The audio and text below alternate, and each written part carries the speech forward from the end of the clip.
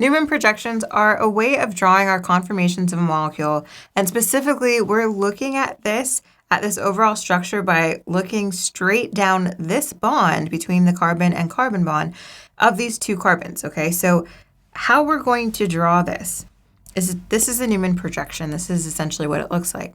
And what we're able to do is we're able to rotate pretty much every single one of these bonds. So there's going to be two different carbons that we're essentially going to look at, where I represented everything in different colors, where the black carbon is going to be in front. And then that's where I saw the three different hydrogens. Those will also be in front.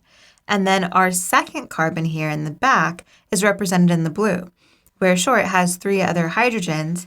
And then this circle essentially is representing this carbon overall, right? So in the center here, this is the carbon, the first carbon that we see. And then this blue carbon here is really